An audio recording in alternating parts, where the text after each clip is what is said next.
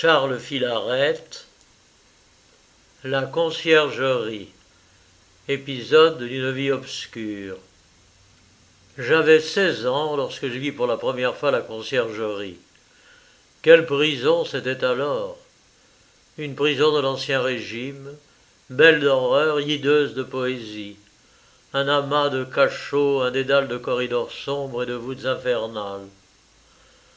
Du front, vous touchiez la poutre qui écrasait le guichet d'entrée. Ployé en deux, vous aviez à peine à le franchir. Un réverbère à la clarté rouge brûlait éternellement sous le porche. Là, il y avait encore des faces noires de geôliers, des paquets de clés retentissantes, des barreaux de fer obstruant l'air et la lumière. Je m'en souviendrai toujours. De telles images ne périssent point dans la mémoire. Elles projettent leur ombre sur toute une vie. Elles forment un homme ou l'écrasent, font germer son intelligence ou la tuent. Les plus tendres, les plus amers de mes pensées se reportent vers ces voûtes obscures. 1815 et la conciergerie.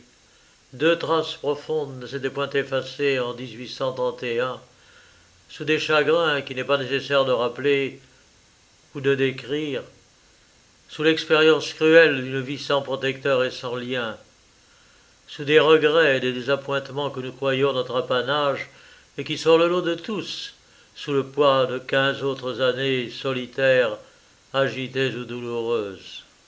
Je voulus encore visiter ce château où j'avais passé 2 mois. C'était un besoin d'âme, un retour vers des temps écoulés, vers des biens perdus, vers ceux qui vivaient en 1815 et auxquels je survivais seul. Dieu sait en 15 années que de tombes surgissent autour de l'homme. La grille où ma mère avait pleuré devait me parler d'elle. Cette obscurité, confidente de mes timides et profondes tendresses, allait rouvrir dans mon cœur une source d'émotion que le monde glace sans la tarir. Je me trompais. Le temps qui change les hommes bouleverse les pierres. La prison de 1815 avait disparu. Je vis la nouvelle conciergerie de 1831 et ne retrouvais plus ma geôle. Ce fut une douleur pour moi. Où étiez-vous, conciergerie noire et lugubre, témoin impassible de toute la révolution? Escalier tortueux, couloir suintant d'une humidité de sépulcre. Et voici une prison qui ressemble à un hospice bien tenu. Cette poésie funèbre s'est évanouie. Tout s'est civilisé. Le changement social, qui met aujourd'hui de niveau la roture et la noblesse, la boutique et le salon, est venu donner un aspect identique à la maison du châtiment et à la retraite du malheureux qui recueille la charité publique. La santé des hommes respectée, leur repos et leur sommeil protégés, leur vie, même criminelle, soigneusement conservée, attestent le progrès éternel des sociétés qui se perfectionnent en paraissant se suicider. J'avouais l'amélioration, mais combien j'eusse voulu me retrouver quelques heures seulement dans cette cave où 1875 m'avait jeté, pauvre enfant, accusé sans preuve, criminel d'État en suspicion, chétif victime de ces précautions politiques qui ont à tort et à travers frappé des têtes glorieuses et obscures, sans parvenir à leur but, sans soutenir les républiques ruineuses ou les trônes tombants. Oui, je suis fâché d'être obligé de parler de moi. Dès que vous entrez dans cette route égoïste, votre personnalité vous saisit et vous domine. Elle vous entraîne malgré vous. Comment expliquer ce que vous avez à dire, le présenter sous son vrai jour, l'offrir dans sa réalité, sans se livrer à cet insupportable détail de circonstances toutes individuelles? Le moi devient votre tyran, il vous presse en dépit de vous-même, il vous enivre de sa nécessité et vous accable de son poids. Au surplus, rien d'héroïque ne se mêle, j'en préviens d'avance, aux événements que je vais raconter. S'il est question de moi, ce n'est point ma faute. Je roulais, ballotté par la tourmente politique, comme le bras de paille qu'emporte l'ouragan. Il s'empara de ma vie et fut sur le point de la briser, mais je ne le provoquais pas. Si je le bravais, ce fut d'enfantillage, romanesque, plutôt que force et courage. Que l'on se garde d'imputer à un vain amour-propre, à un besoin puéril de me mettre en scène, les souvenirs que je vais tracer. Je placerai sous les yeux du lecteur la conciergerie de 1815, en contraste avec celle de 1831. Deux prisons séparées par 15 années, deux points de comparaison curieux entre deux époques si rapprochées et si diverses. Que l'on cherche là, et non dans une sotte personnalité, le véritable intérêt de ce récit. Au mois d'avril et de mai 1815, il y eut plusieurs conspirations dans Paris. Mal trémés, mal tissus, préparés par des insensés, aidés par les hommes qui devaient les punir, car c'est là le dernier raffinement de la politique. Je ne me doutais point que mon nom figurerait dans ces listes. Mon père, mutilé et en retraite, vivait avec sa famille dans une solitude profonde à l'extrémité de Paris. Là, le fracas des guerres, des triomphes, des défaites des monarchies réformées, abattues, relevées, nous arrivait comme le tumulte d'une grande ville en proie aux flammes, bruit au loin et réveille l'ermite dans son rocher. J'étais, je l'avouerai, beaucoup plus occupé de l'Allemagne par Madame de Staël, livre qui venait de paraître, que de toutes les conspirations de l'Europe. Mes études étaient terminées. Mon père, jugeant bien l'état du monde civilisé, surtout celui de la France, n'y vit que fortune croulante, position incertaine, avenir menaçant, nuages et foudres, couronne aussi chancelante que la hutte du paysan sur les haltes quand souffle l'orage. Je ne voulais pas le croire. La sagacité de sa vieillesse était prophétique.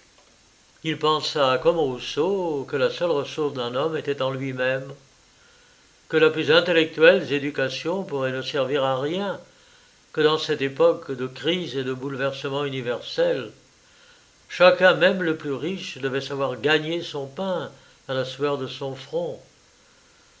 C'était une vue bien juste de la société. Je la trouvais exagérée. Je me trompais. Contemplez le monde d'aujourd'hui, vous me direz s'il avait tort. Ce tremblement universel, cette terre vacillante sous nos pieds, nos terreurs, nos agitations, le justifient. Il me proposa donc de couronner une éducation toute scientifique, commencée de le plus bas âge, et embrassée avec ardeur par l'apprentissage d'un métier manuel. Qu'on imagine la peine éprouvée par la vanité d'un enfant qui sort de ses classes, qui a été couronné pour des versions grecques et des déclamations rhétoriques, qui fit rire Rousseau, qui se croit un penseur, qui aspire par tous les pores cette éducation fébrile de nos romans de philosophie et de notre philosophe romanesque. Ouvrier, quel titre et quelle chute, quelle résignation!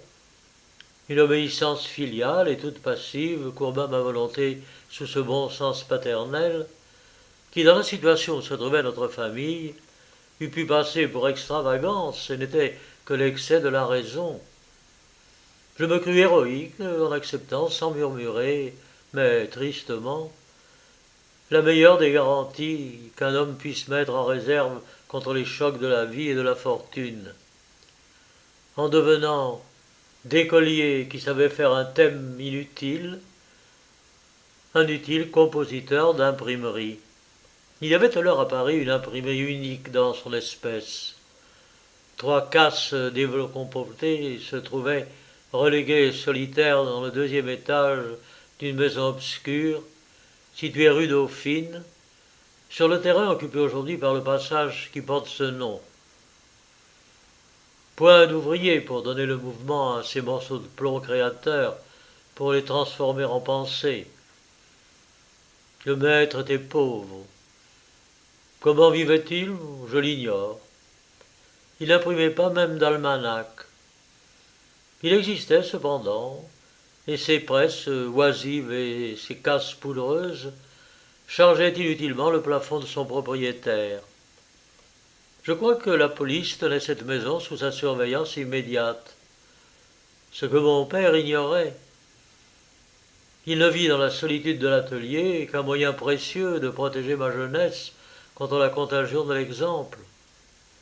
Sans vivre au milieu des ouvriers, j'allais le devenir et m'instruire sans danger. Mon père choisit donc pour mon maître le pauvre propriétaire d'une imprimerie délabrée. Et pendant 3 mois, je me rendis régulièrement, depuis 8 heures jusqu'à 3, dans l'atelier désert. Là, je restais seul. Je rêvais. Et souvent, l'ennui venait me poursuivre. Les leçons du maître étaient rares, et quand le maniement des lettres et leur pose dans l'instrument qui les unit avait fatigué mes doigts, je m'asseyais avec un livre. Qui n'a pas connu le dégoût du travail matériel ne comprendra jamais tous les délices de la lecture. Vous avez eu affaire à l'élément grossier, au plomb, à la terre, au bois, forces aveugles qui n'opposent qu'une résistance passive et ne donnent qu'un résultat machinal, que l'intelligence peut modeler sans l'animer jamais. Et voici la pensée. Cette pensée toute resplendissante, active, immense, pénétrante, insaisissable, indomptable, infrangible, féconde d'une fécondité qui ne meurt pas. Je ne m'étonne point que de grands hommes soient nés du sein des métiers mécaniques. Pour ceux qui ont été nourris exclusivement dans les salons, l'intelligence est un jeu, une parure, un délassement. Mais pour ceux qui ont poussé la charrue ou agité la lime, l'intelligence devient une passion, une force, une beauté, un culte, un amour divin. C'est de l'échoppe, de la boutique, de l'atelier ou du greffe de notaire, magasin d'écriture sans pensée, que la plupart des puissants esprits ont jailli. Molière au milieu de la boutique du tapissier, Burns chez le métayer, Shakespeare, fils d'un marchand de gants, autrefois boucher, Rousseau, fabriquant les rouages de son père. Longtemps aux prises avec la nature physique, tous se sont réfugiés, heureux et enthousiastes, dans le domaine libre de la pensée. Un esprit même inférieur se tremperait fortement dans ses apprentissages mécaniques, et si jamais l'immense réforme qui s'empare du monde s'étend jusqu'à l'art de créer des hommes, je ne doute pas que le bon sens public ne l'emporte enfin, et que l'une des parties les plus importantes de chaque éducation ne soit désormais le choix d'un apprentissage, même pour les puissants et les riches, l'étude sérieuse de la nature physique et l'essai d'un métier. De toutes ces idées, pas une ne se présentait à mon esprit. Je sortais de classe. J'avais ma tragédie à composer, de tendres rêves à suivre, et Gessner que je voulais lire. J'accomplissais soigneusement ma tâche. Mais avec quel plaisir revenais-je à ces fades pastorales de Salomon Gessner, dont la blafarde moralité me paraissait le dernier terme du bon goût et de l'élégance. Ô bergères des idylles, Chloé, Daphné, Leucotoé, que vous sembliez belles dans cette salle noire et triste, vide d'habitants et peuplée d'araignées à petites fenêtres, à petits carreaux d'or, d'où j'entendais que le bruit descendant de l'orgue, aux basses semblantes et au-dessus criards, le frôlement lointain des voitures, les cris d'un épileptique qui recommençait chaque jour dans une chambre voisine, sa hideuse agonie, enfin les murmures émanés d'une salle de jeu située dans la partie inférieure de la maison. Cette salle de jeu m'occupait beaucoup. Là, je voyais entrer de vieilles femmes avec un ridicule vert à 3 heures du soir, et je les voyais en sortir le lendemain à 10 heures du matin. Elles y avaient passé la nuit. Un coup de pistolet s'y fit entendre certains jours, sur le midi. J'aperçois encore la chambre au tapis vert dans l'intérieur de laquelle mon regard curieux essayait de pénétrer à travers les rideaux rouges qui cachaient cette caverne. Un samedi soir, après avoir commencé de traduire en beaux hexamètres à rimes plates le roman de Daphnis, je laissais sur la casse ce livre auquel j'ai du tant de bonheur et que tout le charme du souvenir ne me permettrait même pas de parcourir aujourd'hui. Le lendemain, mon père devait me mener à la campagne à 5 lieues de Paris. Le premier jet du printemps, le premier sourire du ciel, le premier souffle de l'air embaumé m'attendait. Je ne voulais point partir sans Gessner, et à 7 heures du matin, j'étais à l'imprimerie. Un autre motif se joignait à mon amour pour Gessner. La femme du maître était pauvre et malade.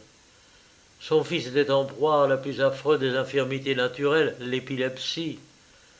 Son mari à la plus douloureuse des infirmités sociales, la misère. L'intérieur de cette maison était déplorable.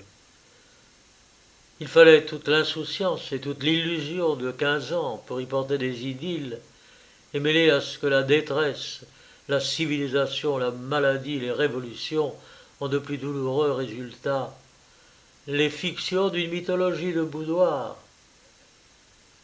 J'avais quelques secours à donner à la femme malade de la part de ma mère.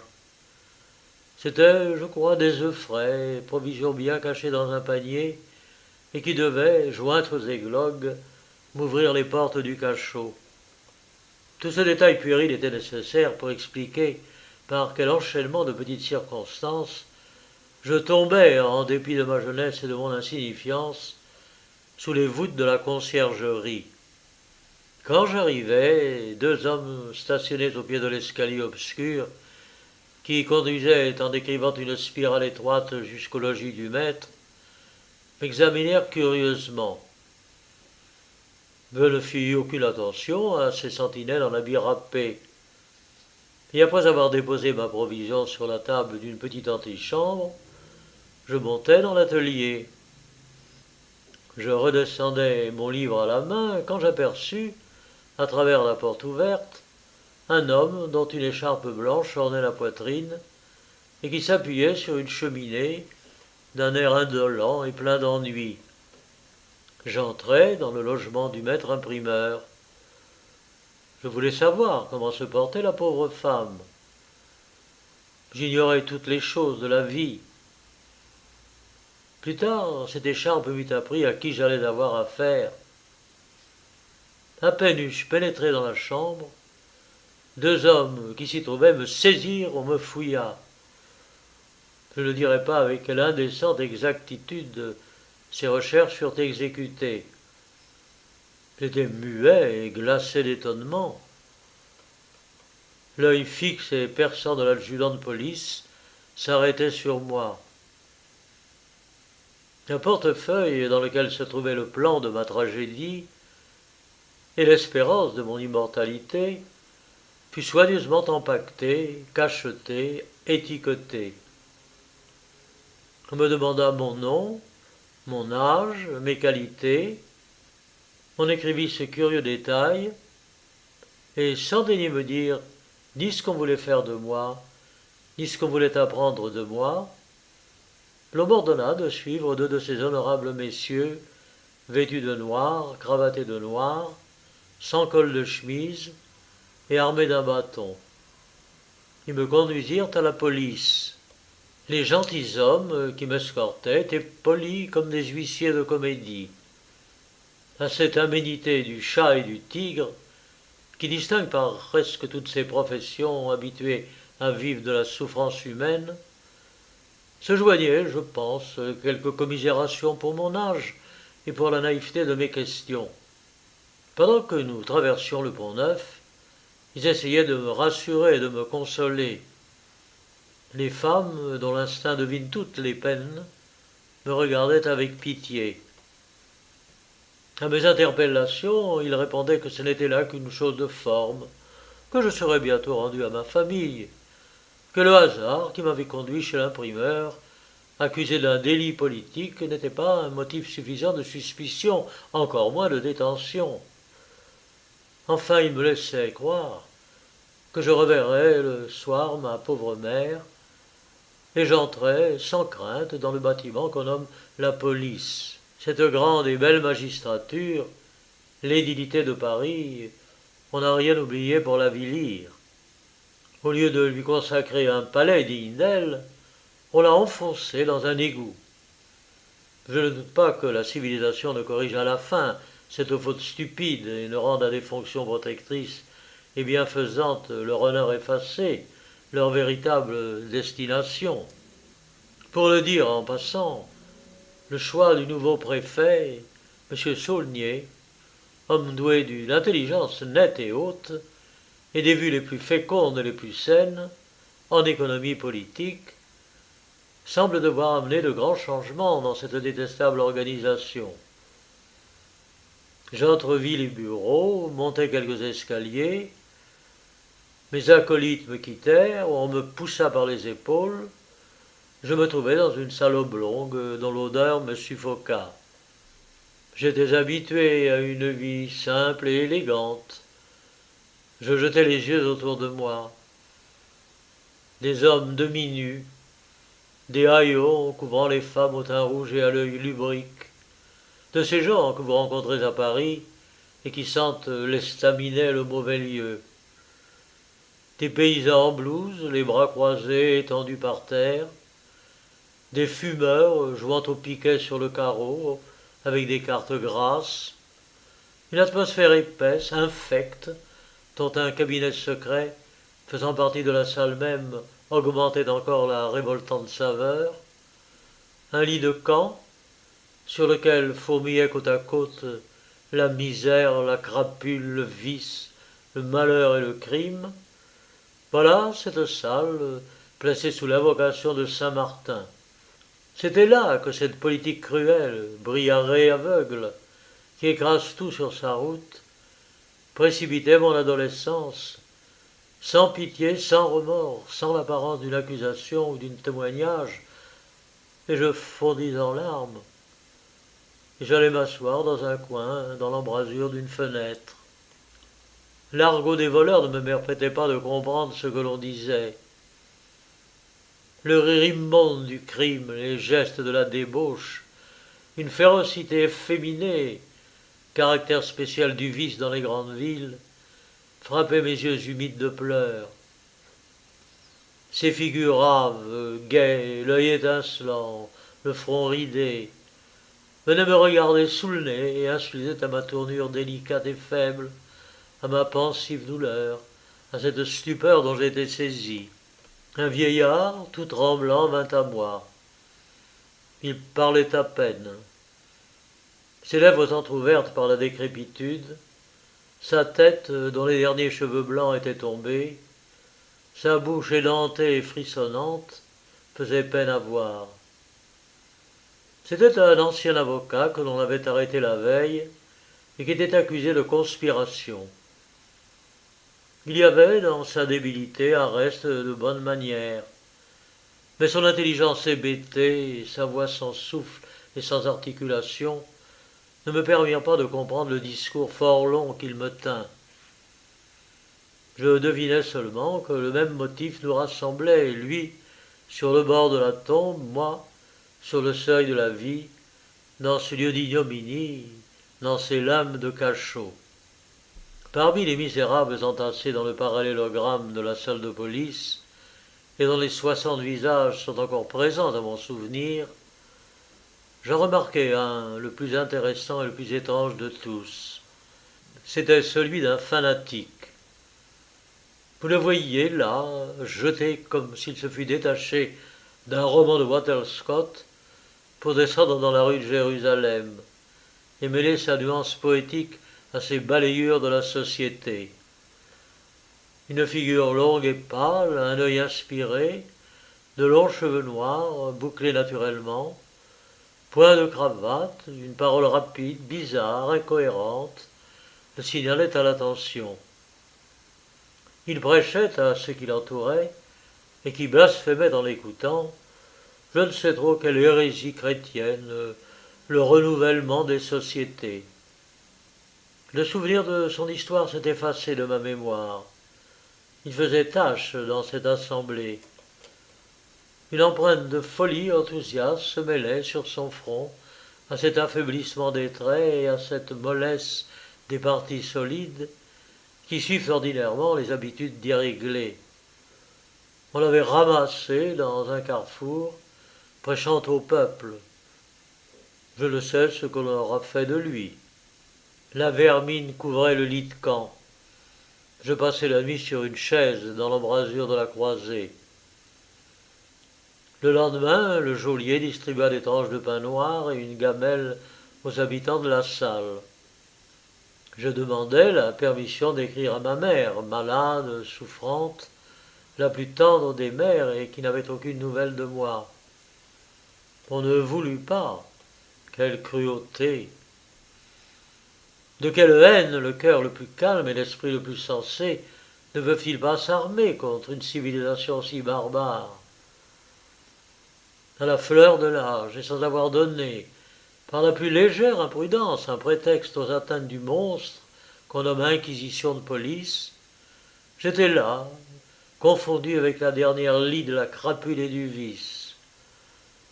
Ma jeunesse innocente, studieuse, plongée dans cet égout comme un flot pur jeté dans une fontaine infectée, toute communication entre le monde et moi tranchée tout à coup. Point d'interrogatoire, nulle sentence, aucune forme de procès. Le dire d'un adjudant de police avait ouvert et refermé sur moi ce tombeau impur. Ma famille me cherchait, ma mère me pleurait. Oh, on eût fait de moi ce que l'on eût voulu. Nul secours contre ces hideuses volontés d'une organisation administrative dont les rouages obscurs et les leviers silencieux frappent, enlèvent, écrasent sans bruit, sans que la société soit avertie, sans que la justice ou la pitié puissent réclamer.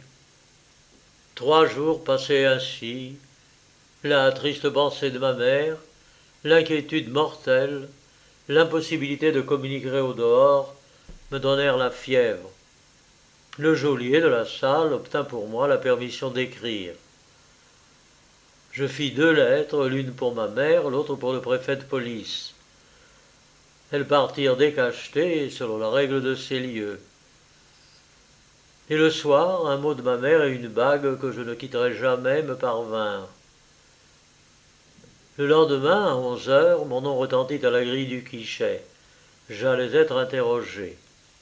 Après 3 jours passés sans sommeil et plongé dans cet étonnement et cette douleur qu'il est facile d'imaginer, tout le système nerveux se trouvait violemment excité chez moi.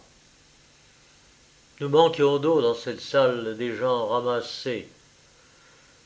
Mes vêtements étaient malpropres, mon linge souillé, une fièvre ardente me brûlait. L'homme qui donnait le pain et l'eau à ces prisonniers expectants, dont je venais de faire partie, me confia à 2 gendarmes. De corridors en corridors, de détours en détours, nous parvînmes à un greffe situé dans une chambre inférieure. J'entendis un cri.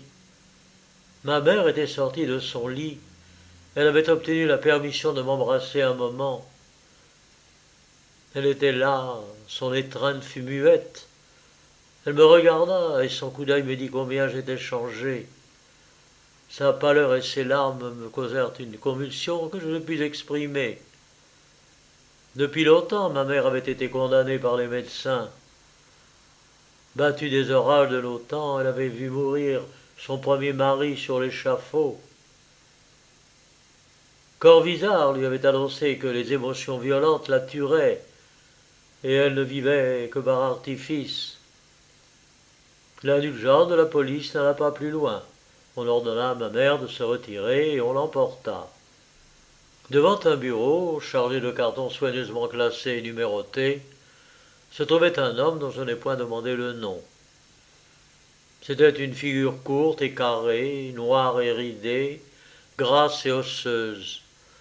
Un front bas avec de gros sourcils, un œil plissé au côté, de larges épaules de bourreau et une mine d'inquisiteur. Je restai debout devant cet homme qui commença l'interrogatoire. Puisse-t-il, s'il croit à Dieu et s'il paraît un jour devant le grand être, ne pas trouver un juge aussi cruel? Monsieur, me dit abruptement cet homme, vous faites partie d'une génération étouffée. Race de vipères, on ne rendra la paix à la France qu'en l'écrasant. Je fus surpris de ces paroles, et réveillant tout ce qu'il avait de calme et de raison en moi, je répondis « Mais monsieur, j'ai cru que vous aviez à m'interroger sur des faits, et je n'entends que des injures. » Le petit homme, que mon vêtement délabré, ma jeunesse et ma mine chétive avaient encouragé dans son insulte, bondit sur son fauteuil de cuir noir, et se levant de toute sa petitesse, appuyant ses deux poings fermés sur le bureau, s'écria « Ah, vous voulez m'apprendre ce que j'ai à faire? Vous m'en remontrez, monsieur ?» Je n'ai pas oublié une de ces paroles. « Mais je me contente de vous rappeler, monsieur, repris-je froidement, que vous avez affaire non à un coupable, ni même à un prévenu, mais à un jeune homme fort innocent, qui ne sait pas pourquoi il est ici, de quel droit on l'y a mené, et sous quel prétexte on l'y retient. » « Oui, c'est cela, continua l'interrogateur, qui s'était rassis. Vous faites le beau parleur. Vous appartenez, on le voit aisément, à la jeunesse libérale. Greffier, écrivez tout ce que monsieur dit. » Puis, s'échauffant dans son harnais à mesure que le calme de mes réponses augmentait sa folle colère, et ne pouvant obtenir sur l'objet dont il cherchait la piste aucun renseignement de moi, étranger à toute conspiration, ce chasseur d'hommes qui cherchait vainement à me traquer, et que mon évidente innocence mettait en fureur, ouvrit mon portefeuille, confisqué, commenta les vers de ce pauvre Guillaume Tell ébauché, fit valoir contre moi le premier couplet de je ne sais quelle mauvaise chanson libérale qui s'y trouvait tracée au crayon, me questionna sur mes intentions secrètes, sur mes idées et sur mes théories. Ayant soin de tirer bon parti de mes réponses et de m'inculper du moins par mes paroles, puisque les faits lui manquaient. Le sot me demanda si j'aimais la dynastie régnante. Je me tus un moment et je lui dis « Oh, je ne sais, monsieur, si j'aime aucun gouvernement. Je sors de mon collège et je ne puis rien répondre à des questions de théorie ou d'affection personnelle. Ce genre d'interrogation dépasse, selon moi, les fonctions dont vous vous acquittez si bien. Quant à ces vers écrits dans mon portefeuille, ce sont des fragments de la tragédie que je dois lire au comité de l'Odéon. Ils n'ont aucun rapport avec la police. Et vous ferez justice si vous me rendez à ma famille, à laquelle on m'arrache sous un prétexte si puéril. Raisonneur, mais savez-vous que je puis, si je le veux, vous mettre à l'instant dans un cul de basse fosse? Je n'ajoute rien ni aux demandes ni aux réponses de ce composa cette scène, déshonorante pour l'estafier supérieur chargé de m'interroger. Il y avait de la bassesse dans cette colère. Je me suis demandé souvent pourquoi cet homme s'y livrait envers un personnage aussi complètement inoffensif que je l'étais. D'abord, il avait à découvrir l'auteur d'une prétendue proclamation de Marie-Louise. Et après 3 jours d'inutiles interrogats, il commençait à se dépiter de l'inutilité de ses recherches.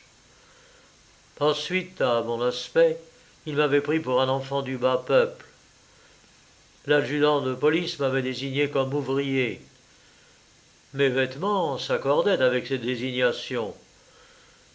Il ne se gêna pas, me laissa debout et m'écrasa de sa petite puissance.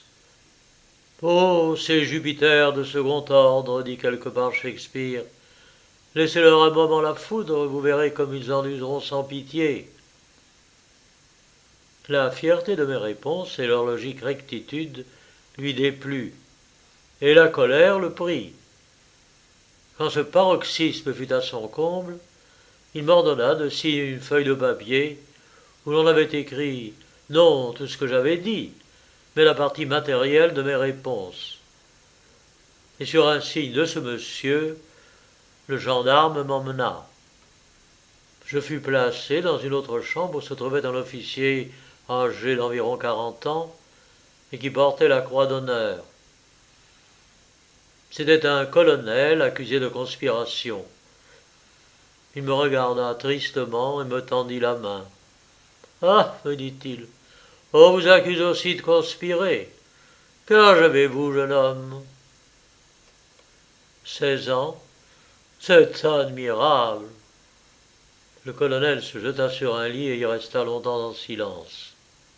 Le soir, 2 gendarmes vinrent me prendre. Ils me dirent de monter dans un fiacre où ils se placèrent à mes côtés. La voiture s'arrêta devant le palais de justice. Là voilà, cette conciergerie. Près du vaste escalier dont les degrés conduisent au palais de justice, vous découvriez dans un coin à droite, enfoncé sous terre, caché par une double grille, écrasé par l'édifice qui le domine, le souterrain dont je parle. Le poids de tous ces bâtiments l'étouffe, comme l'assautier pèse sur le détenu innocent ou coupable. Est-ce une prison, un égout, une cave?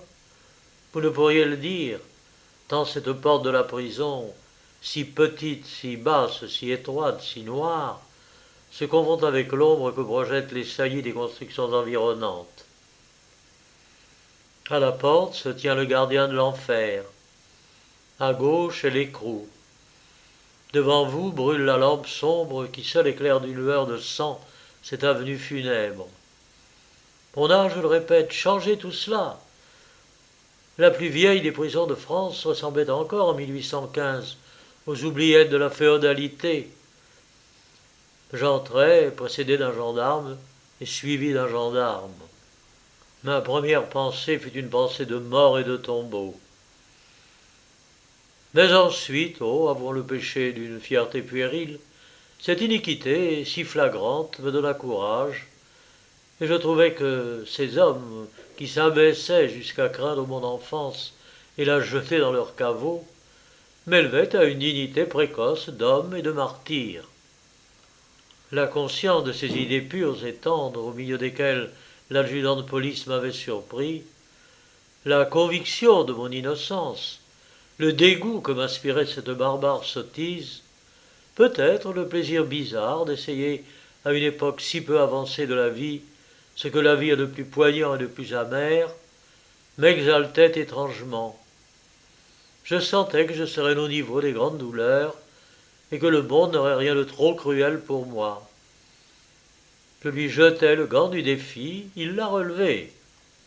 On m'écroua. Oh, ce mot est ignoble, terrible. Vous diriez une action physique, une chaîne que l'on rive, un boulet dont on vous charge.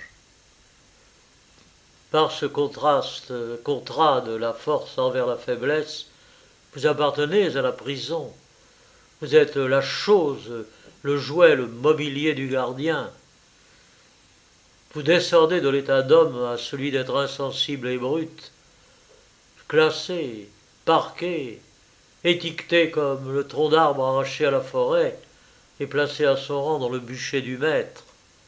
Le réverbère du porche ne jetait qu'une lueur douteuse et faible sur les objets. J'entrevis les haillons d'un voleur qui, assis sur le même banc que moi, attendait aussi son écrou. Puis un grand homme à veste brune me saisit par la main. Nous montâmes les escaliers, nous traversâmes des galeries. Le vent soufflait humide dans ces avenues obscures. Mes yeux, inaccoutumés à ce monde nouveau, ne découvraient rien que des étoiles rougeâtres et isolées, brûlant de distance en distance. C'étaient des lampes attachées aux parois. « Nous avons des ordres, me dit le conducteur. Je suis fâché, mon jeune homme, mais vous êtes au secret. » Qu'est-ce que le secret? Bien, c'est une chambre où vous ne pourrez pas sortir et où vous ne verrez personne. Nous avions descendu plusieurs marches. Un long corridor à soupiraux s'ouvrait devant nous. Plusieurs grilles nous livrèrent passage et retombèrent en vibrant. La troisième porte du corridor était celle de ma prison. Massif de fer, armé de tous les verrous, dont le luxe est spécial dans ces lieux. Voilà, dit le geôlier, après avoir soulevé 2 barres de fer et fait crier 3 fois l'énorme clé dans la serrure. C'était environ 8 pieds de long, sur 5 de large et sur 12 pieds de haut. Des ténèbres obscures. D'une part, le mur dégoûtant d'eau saumâtre, d'une autre, une cloison de bois. Le sol battu comme celui d'une cave. Au fond, à 10 pieds de terre, vis-à-vis la porte, une ouverture de 3 pieds de large sur 1 pied de hauteur, laissant apercevoir un lambeau de ciel bleu et resplendissant. Un lourd treillis de fer obstruant cette moquerie de fenêtre, et devant ce treillis un abat-jour de bois placé à l'extérieur. Oh, que d'ingénieuses précautions! Dans un coin, à gauche, en face de la porte, quelques bottes de vieille paille jonchaient le sol. Au-dessous de la fenêtre, un baquet. Près de la porte à gauche, un autre baquet rempli d'eau et une écuelle de bois. Je tressaillis, j'avais froid, j'avais peur. C'était la prison du condamné, le cachot dans toute son horreur, que l'on me donnait à cet âge, à moi, qui n'était même pas suspect. Quoique les auteurs de mélodrames aient abusé de ce moyen, je suis tenté de croire à la commisération des geôliers. Ils voient si peu d'êtres dignes de pitié, et que le hasard leur en offre un, ces âmes habituées à la souffrance des autres et fatiguées de s'endurcir, se donnent la joie d'un peu de compassion, le rare délassement d'une charité passagère. Jacques me plaignit et me servit bien. Sa figure de bois semblait s'amollir et se détendre quand je lui parlais. Il était bon pour moi et s'arrêtait jusqu'à 5 minutes dans ma geôle. Cet homme en veste brune et à la coiffure chargée de clés était plus pitoyable que l'interrogateur, homme du monde, qui dînait en ville, portait une culotte courte de soie noire et causait avec les dames. La menace de ce monsieur s'accomplissait. Pas la basse fosse que son amour-propre blessé m'avait promise.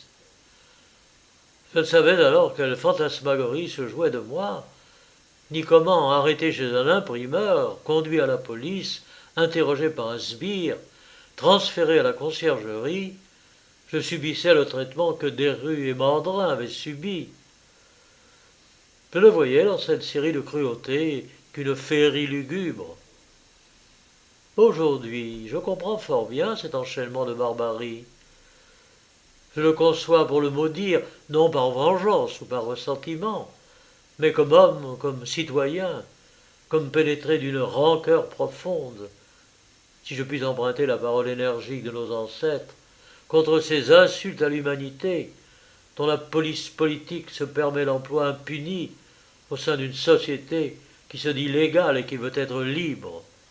Je restai là. Un pain me fut apporté, un pain de prison, bien noir et que ma faim n'osait même pas entamer, tant il était lourd, amer, et d'une odeur et d'une saveur repoussantes. « Voulez-vous la pistole » demanda le geôlier. J'avais séché mes larmes, je me fis expliquer ce que c'était que la pistole. Eh bien, pour 100 francs par mois, on avait un lit, du pain blanc, des aliments, une table et une chaise. Je n'étais inquiet que de ma famille. Je demandai à Jacques si je pouvais communiquer avec elle. « J'enverrai quelqu'un, me dit-il, pour donner de vos nouvelles à votre mère, mais il vous est défendu d'écrire des lettres et d'en recevoir. » Je fis entendre à Jacques que mon père ne manquerait pas de payer la pistole et de reconnaître les services qu'il pourrait me rendre. Je le priai de faire dire à mes parents que ma santé était bonne et que j'étais fort paisible.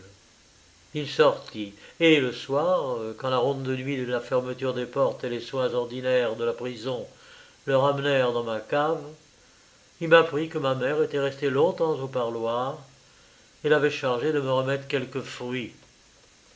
La douleur maternelle avait été au cœur de Jacques.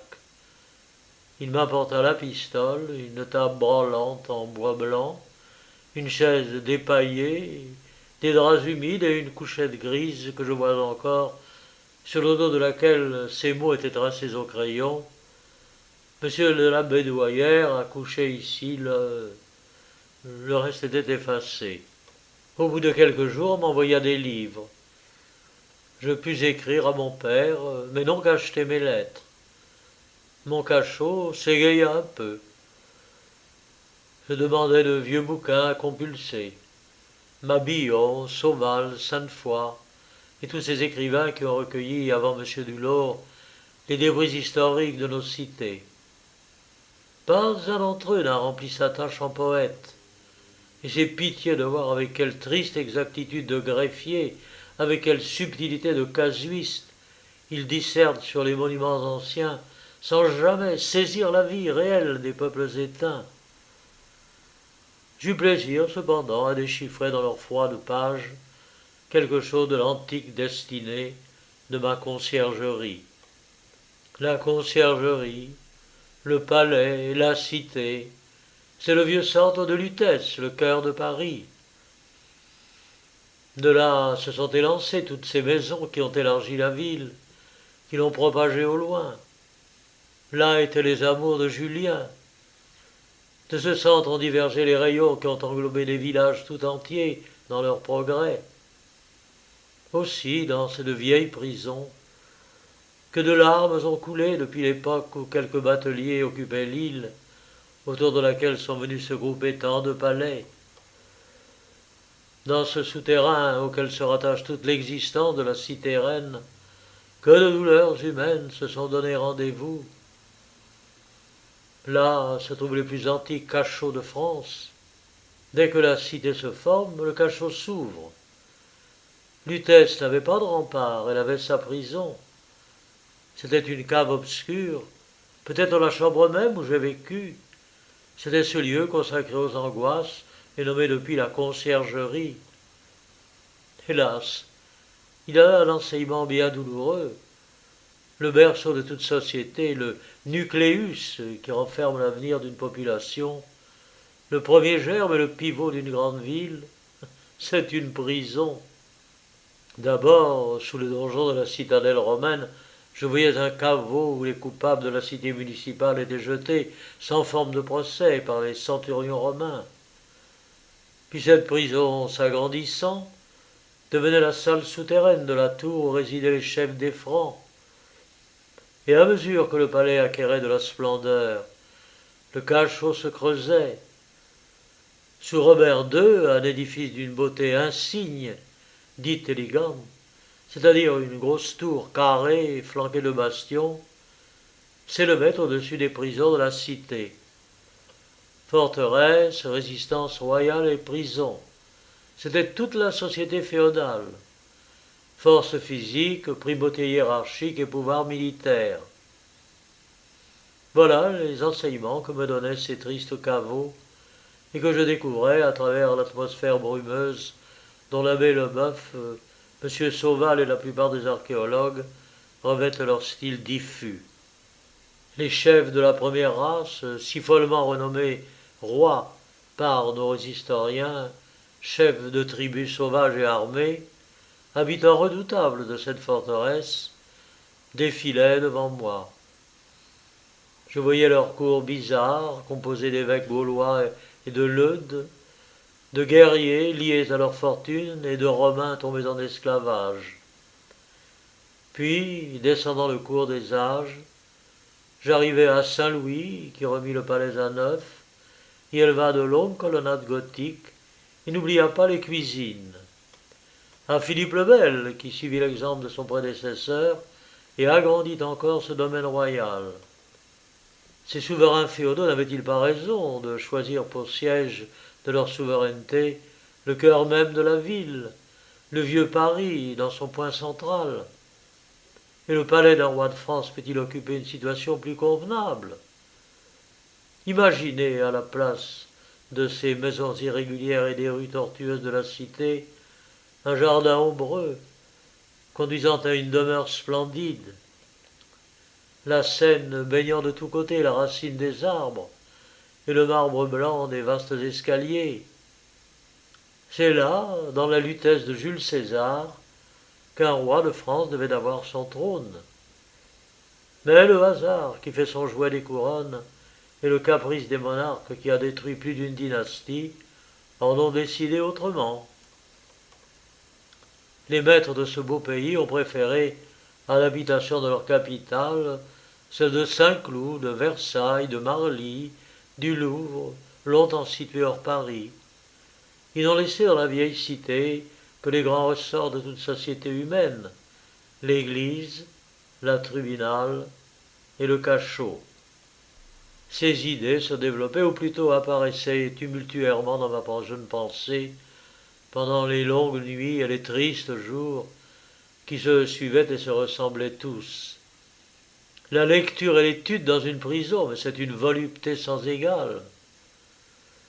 Je reconstruisais pour mon usage une conciergerie de toutes les époques, et étendu sur le lit malpropre que l'on m'avait accordé, les coudes appuyés sur la table noire, chancelante qui soutenait mes volumes, je dévorais les lourdes pages de l'abbé Leboeuf. Puis Pamela, ce triste roman où la morale devient obscène à force de pruderie, œuvre manquée d'un homme de génie. Puis Arioste, où une main aimée avait trouvé le moyen ingénieux de correspondre avec moi en soulignant de page en page tous les mots qui, ajoutés l'un à l'autre, dans leur succession naturelle et sans exception des mots non soulignés, devaient former des phrases et avoir leur sens connu de moi seul. Mes yeux s'accoutumèrent en 3 jours à la faible et avare lueur que le soupirail me dispensait. Les savantes dissertations de Sauval m'apprenaient que le lieu même d'où je ne pouvais sortir avait été le préau de plaisance des rois et des reines, que 2 fois l'incendie avait mis en péril les jours des prisonniers et des gardiens, que l'infiltration des eaux de la Seine menaçait de ruiner les fondements de ces édifices de tous les temps, groupés et réunis dans un si bizarre assemblage, que le tocsin de la grande tour avait sonné la Saint-Barthélemy. Tous ces faits relatifs à quelques toises carrées et qui rappelaient des époques diverses frappaient vivement mon esprit. Je voyais notre histoire entière concentrée et résumée, pour ainsi dire, dans l'histoire d'une prison. Si le battement de la lugubre cloche sonnait sa vibration qui pénétrait dans le cachot, me disait « Mais je suis contemporain de Charles IX, j'ai appelé au meurtre les fanatiques, j'ai sonné les dernières heures de Ravaillac, de Damiens, de Montgomery, j'ai présidé aux plaisirs de les plus fous comme aux exécutions des plus lugubres. Quand on jouait la comédie autour de la grande table de marbre, c'était moi qui donnais le signal de ces farces auxquelles les rois assistaient. Et quand Louis XI et Richelieu envoyaient leurs victimes à la mort, c'était moi encore qui prévenais le bourreau, avertissais le peuple et faisais retentir le glas funèbre. Philippe de Comines, le plus sage et le dernier des chroniqueurs. Montgomery, grand nom chevaleresque. Ravaillac, Damiens, Marie-Antoinette, Labédoyère, Ney, victimes si différentes, que d'images sanglantes se pressent sur ces murailles. Fantômes qui passaient devant moi sur les gonds de fer et les barreaux de bronze de la grande porte massive, tandis que les voleurs, lâchés dans le préau, criaient, hurlaient et mêlaient leurs malédictions aux jurons sévères et aux injures officielles des gardiens. Ces cris qui venaient troubler mes rêves représentaient le vice ignoble à côté de la calamité historique.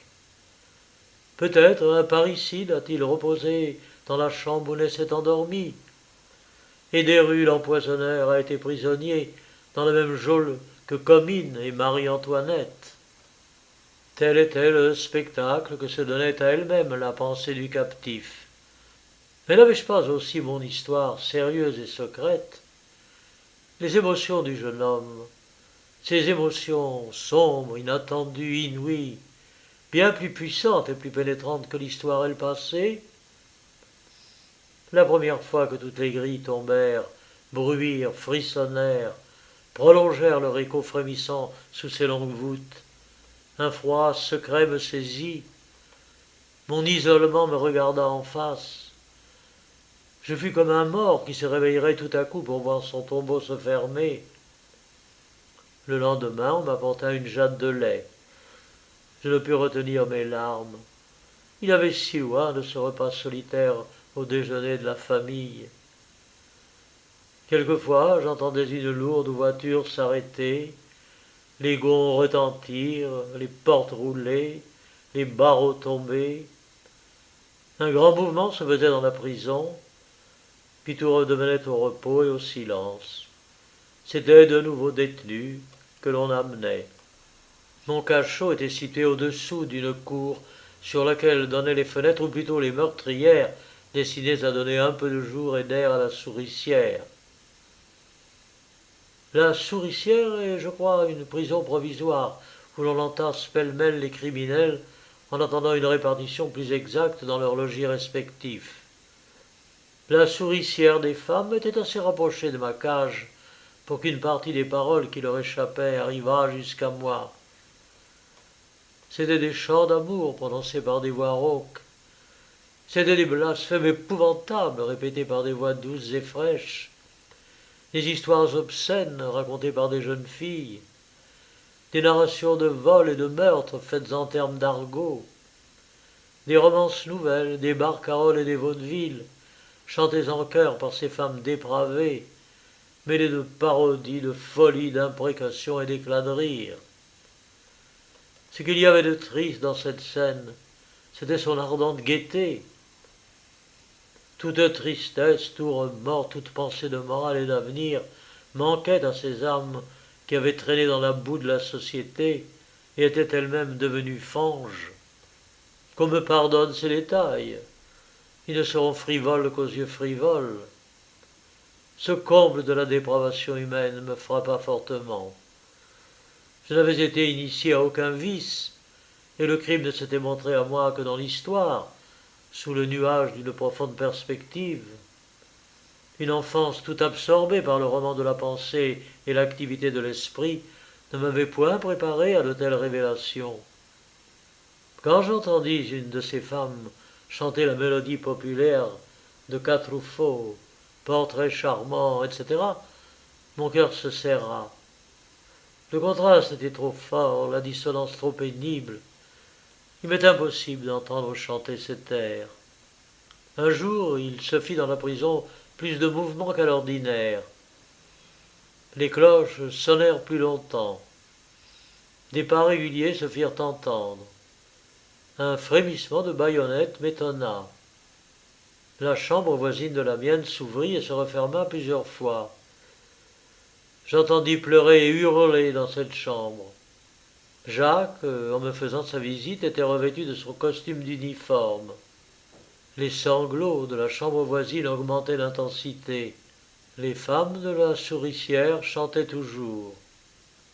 J'appris du gardien qu'un condamné à mort occupait le cachot contigu au mien, que le jour du supplice était venu, que l'heure allait sonner et que ses sanglots, c'était l'informe et lugubre confession du malheureux, que le prêtre était là, que le condamné à genoux, ivre de désespoir et de vin, recevait ainsi l'absolution et qu'entre sa vie et sa mort il n'y avait pas 10 minutes.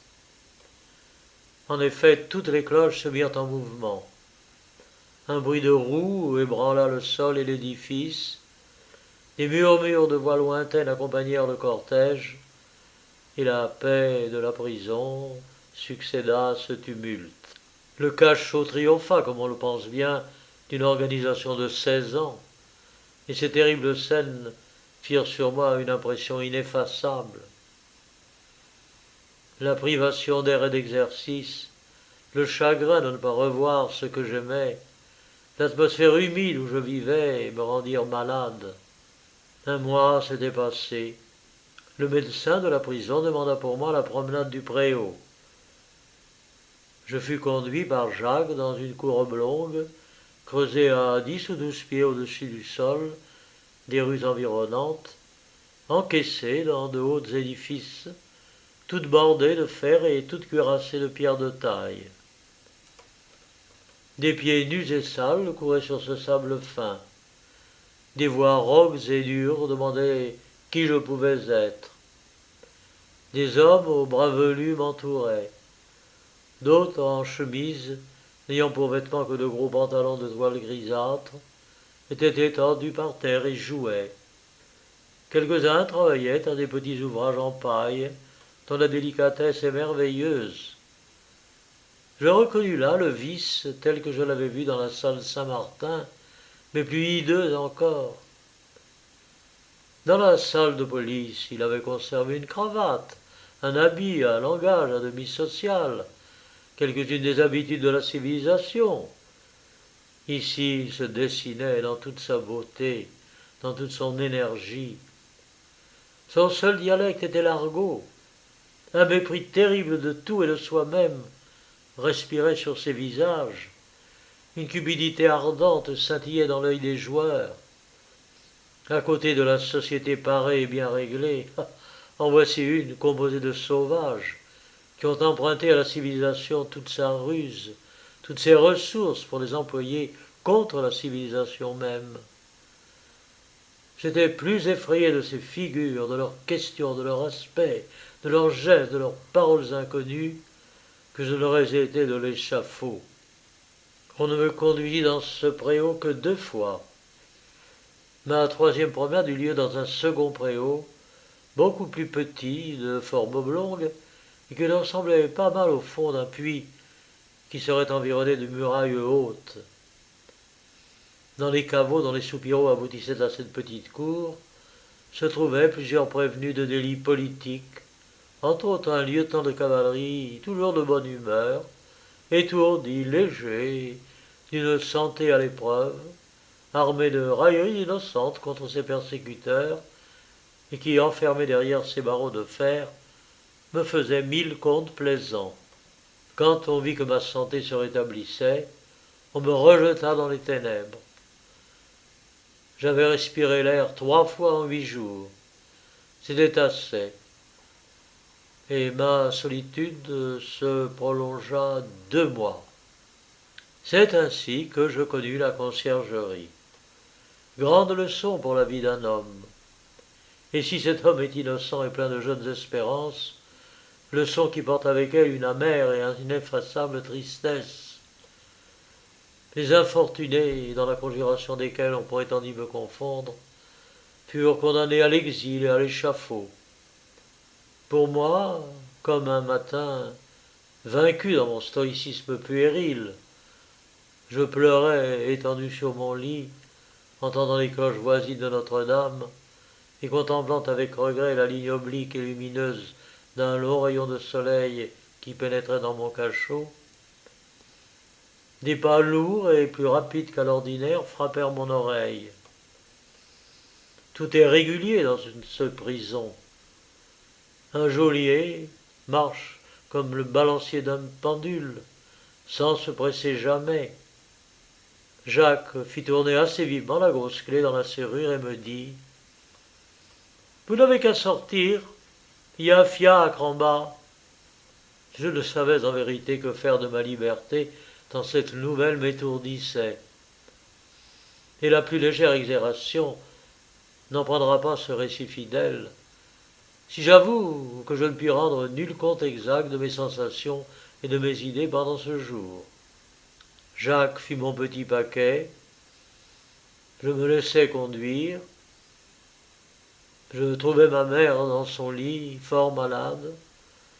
Oh, je me souviens bien de ses baisers et de ses larmes, mais plus vaguement de cette pénétrante et vitale fraîcheur du mois de mai, du jardin parfumé où j'embrassais mon père, de cette profonde émotion qui s'était emparée du vieillard, de ces pleurs qui me couvrirent, et de l'étrange ivresse qui, après 2 mois d'obscurité et d'isolement, faisait frissonner tout mon corps et semblait prête à détruire en moi la vie même, par le sentiment trop puissant de la vie et du bonheur. Je me rappelle aussi les secondes paroles de mon père. « Vous n'avez plus rien à faire en France, on aurait toujours l'œil sur vous. Il faut partir pour l'Angleterre. » En effet, je partis. et ces 2 mois décidèrent de tout mon sort. Les circonstances diverses qui conduisirent à mon élargissement n'auraient d'intérêt que pour moi. Sans fatiguer le lecteur de ces détails, qu'il me soit permis de dire que M. de Chateaubriand s'y intéressa. L'intercession d'un ange et la voix de l'homme de génie se viguèrent pour me délivrer. Alors, en possession d'un pouvoir dont il n'aurait usé que pour sauver ses maîtres, et dont ces maîtres, préludant au suicide de leur dynastie, l'ont follement dépouillé, M. de Chateaubriand, dans une carrière si remplie, n'a sans doute pas conservé le souvenir de cette bonne action obscure que ma reconnaissance se plaît à lui rappeler. Voyages, travaux et souffrances, rien n'effaça le souvenir de la conciergerie. En 1831, je voulus la revoir. Il me semblait qu'autrefois j'avais, par je ne sais quelle magie, vécu dans le sein même de la féodalité. Tant ces tours, ces corridors, cette lampe, ces souterrains le représentaient vivement à mon esprit.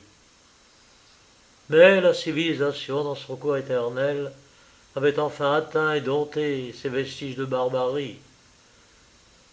Donnez un autre nom à cette maison de justice. La conciergerie n'existe plus. Maintenant, on entrepointe à la conciergerie par la cour du palais.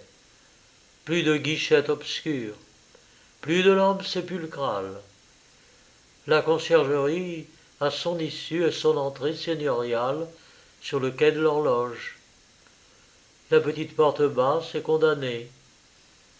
Une vaste grille sert de clôture à la prison. Pour y pénétrer, vous traversez les cuisines de Saint-Louis, longtemps salle gothique, sombre mais majestueuse, et dont la hauteur est singulièrement diminuée par l'exhaussement du sol. Tout le caractère du lieu a changé. Les escaliers sont convenables, l'air circule, la pistole a baissé de prix, vous prendriez les gardiens pour des infirmiers d'hôpital. J'ai vu 5 ou 6 femmes se promener fort paisiblement dans le préau qui leur est consacré. Le pain distribué aux détenus est d'assez bon pain de soldat. Je ne sais si l'on peut y remarquer encore beaucoup de traces de l'antique inhumanité des prisons. Il y en a une que je signale et qui subsiste. Les prisonniers, au lieu de coucher dans des draps, couchent dans des sacs. C'est une triste et mauvaise coutume que d'encaquer un malheureux dans une toile cousue de 3 côtés. L'infirmerie n'est pas assez aérée, mais la propreté de toute la prison est parfaite. Il est facile d'apprécier par la distance qui sépare la conciergerie de 1815 de la conciergerie de 1831 les progrès que le bien-être et l'utilité matérielle des hommes ont fait pendant ce laps de temps. Mais l'aspect moral de la prison n'a point changé. Vous reconnaissez dans le préau toutes les figures de 1815. Ce grand problème, l'épurement de cette immoralité fomentée par une capitale, immense fabrique de vices, est si loin d'être résolu. De mon temps, c'étaient des bonapartistes, des libéraux que l'on jetait pêle-mêle à la conciergerie. Une seule opinion était frappée. La fureur politique se révélait ainsi par d'éclatantes injustices, dont je fus l'une des victimes obscures. Aujourd'hui, la confusion de notre société, le chaos de notre état moral, se trahissent au sein de la conciergerie par des spectacles plus bizarres encore.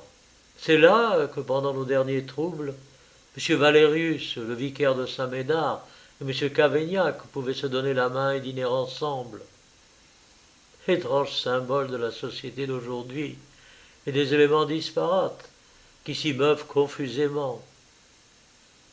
Voulez-vous avoir le résumé d'une société, d'une époque, d'un état social? Descendez dans une prison.